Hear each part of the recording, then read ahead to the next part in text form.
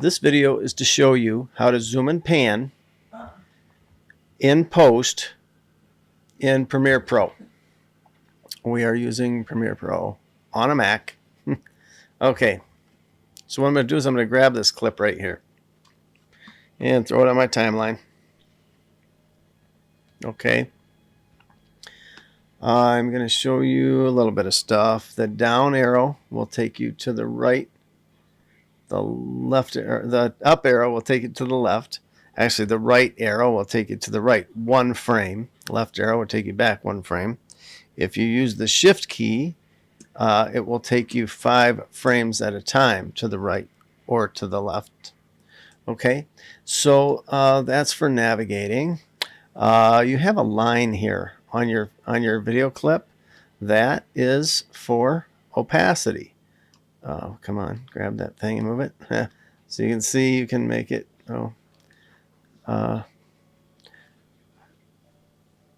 can make it disappear if you want, and then you have a line on your audio for setting your, for turning up and down the volume of your video audio track. Now, what we're going to do is we're going to start right at the beginning. You can start anywhere you want. We're going to start right at the beginning. We're going to go to editing. Here I'm in assembly right now. We go to the editing tab, which will change my layout here. I have the clip selected. If I didn't, there would be nothing showing up here in my effects controls. So I select my clip. Effects controls show up. I go to the little clock by position and scale. We're going to click to add a keyframe at the beginning, you know, or wherever we set this, that'll add a keyframe. So now that we've set the first one, we set the rest of them here. So I'm going to move in. I'm going to go quite a ways in because I want this to be slow. Actually, I'm going to do it. I'll do it here first just to show you. Okay, so we're going to set a new keyframe here, and then we're just going to change our settings here. We're going to make this larger by probably 125 would be about good right there. And then we're going to bring this down just so that the headroom doesn't change, so that we have the top of the frame stays the same.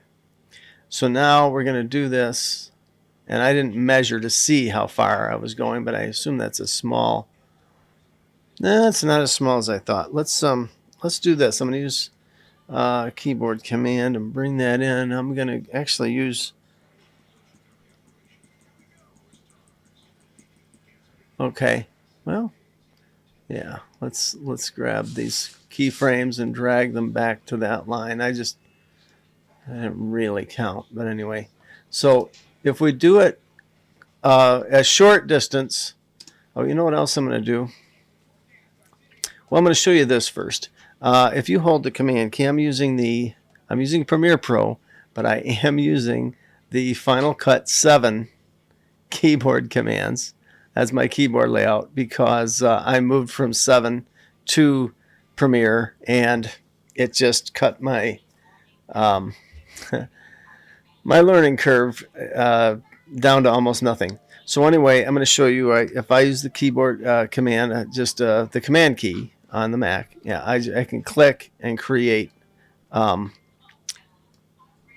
keyframes on the volume there. I can make the volume come up low, and then let's just do this.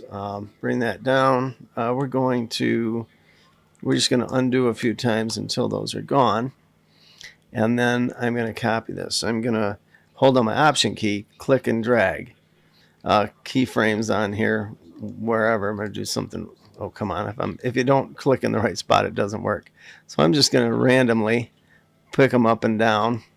Whatever, so you can see it, just so you can see that your volume's going up and down in a stupid way there. Whatever, which is good. If you have loud and quiet areas, you can bring parts up and other parts down. And I see a spike here, and that might be something you want to take out altogether. So you'd go in, you would zoom in on that area and just take it out. I can just show you that quick as well. We'll just go like this, and we put a keyframe at those spots and just pull that right out. It's such a small thing you wouldn't notice it, especially if you're putting music under and whatnot, doing all that. Now, the reason I did that, and now I'm going to do, I'll put some, I've got some keyframes there already. I want to take the keyframes off of this one for now. I'll just take those off. So I'm going to select this one again. I've got my keyframes, and I'm going to do the same thing here. I'm just going to put random keyframes and make this thing. Oh yeah, there's an area there that's black. And I don't know why I grabbed this clip. This isn't a finished clip. They were still moving the camera all over the place. So anyway, I'm going to start at normal, then whoops, I did that wrong. I used my up arrow. I'm going to use this arrow up here to go to the next keyframe. I can do it on either one of these because all of them are lined up. They don't have to be. I could random these as well, but just for fun. Anyway, the point is now I can grab this clip right. Oh well, if we did something like say, okay, make this a little bigger, and then go to the next one and make it smaller again. Oops, small. I did that wrong. Whatever. Then we're gonna go. We gotta do these. Go here, make it bigger again. Go to the next one, make it. Well, this you'll see something happening, but we just go like that. Then we go here. Yeah, right, and then bring it down again, and then we'll go to the next one. And it really doesn't matter what we do here. It's just randomizing. So anyway, you can see this is going to be really stupid. Sure it is.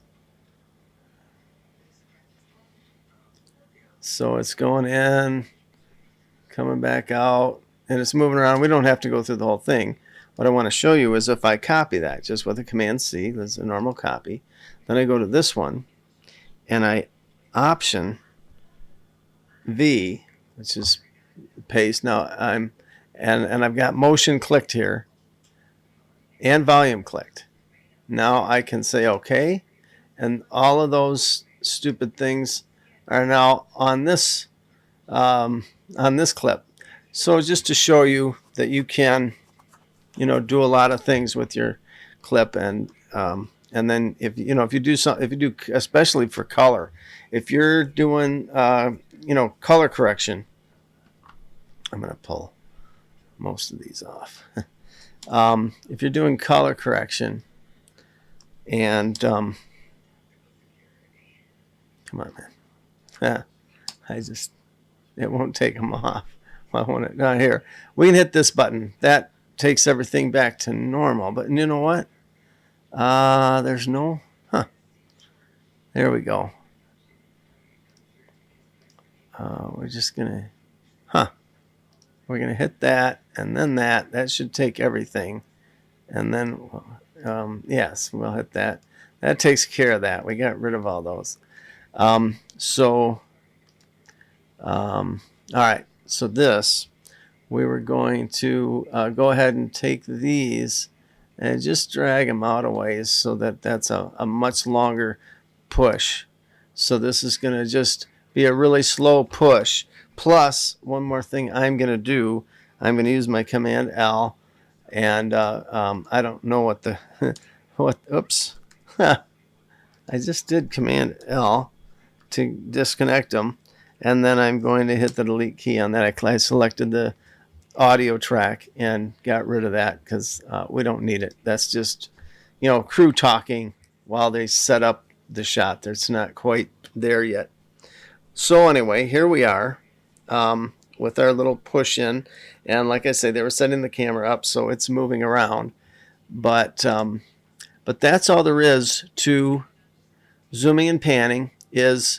And you can do this as many times or, whatever that you want. We can go ahead and set some why didn't that do a keyframe?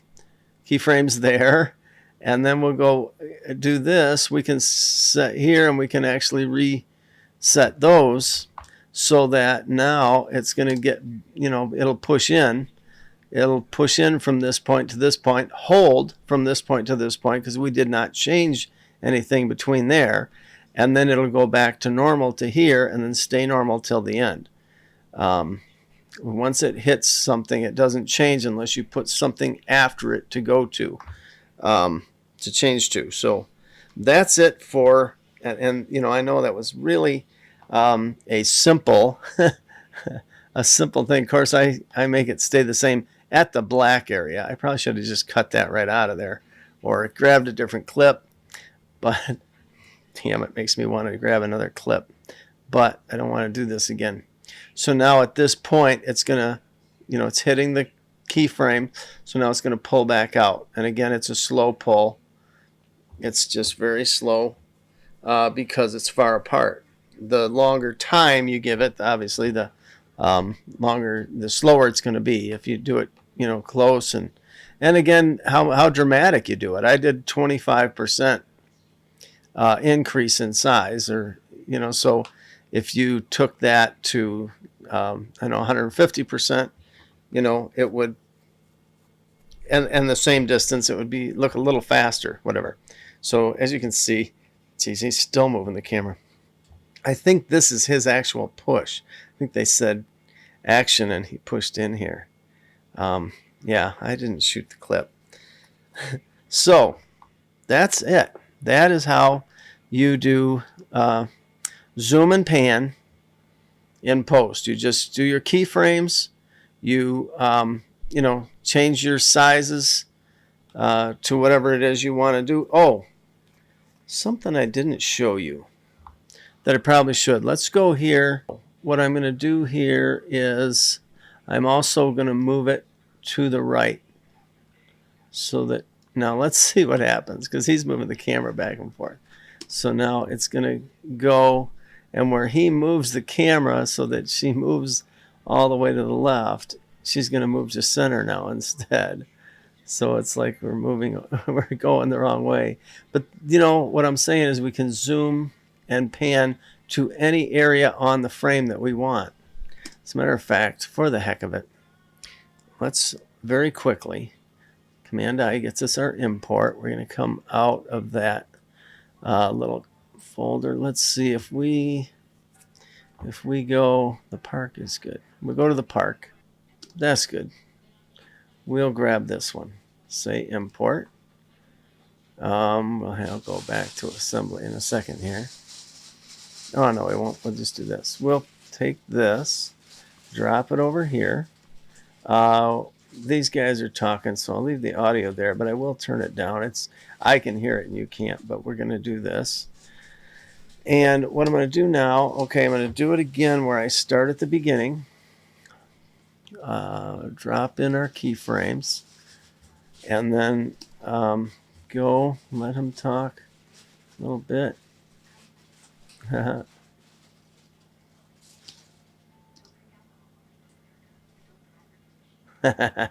Okay, we're going to go to where he says what? Right there. All right, that's where we're going to put our frames. And we're going to zoom in about yay much. We're going to move it over about yay much so that he's centered, and we're going to move him down so that, we give him a little bit of headroom, but we don't need a lot. We give him about that much.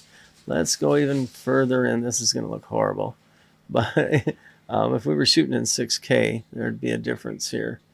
But let's just do something like that. So now you can see that we've zoomed into a particular area. Whoops. Let's go do this again. Okay, so we can zoom right in to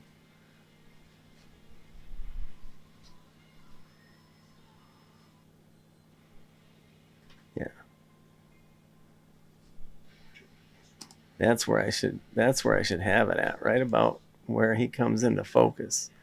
But here's the other thing. What I should do is, I wonder if I can do this. Let's duplicate these. This will be kind of cool. If I can do this, we'll drop these about here, Let's see how this goes, because that means it's going to stay the same. Let's go out here where they start talking.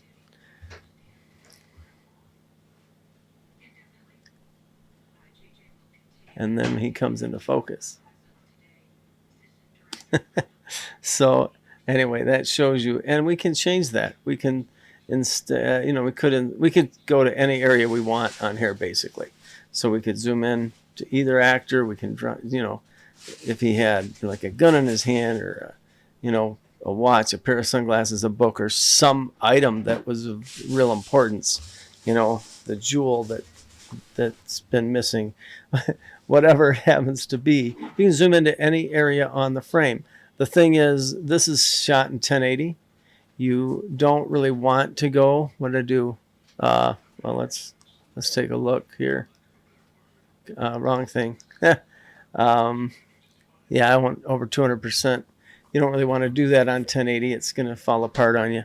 So if it was 4K, you could do that, or 5K or 6K. No one would know the difference. It would be, it would look awesome.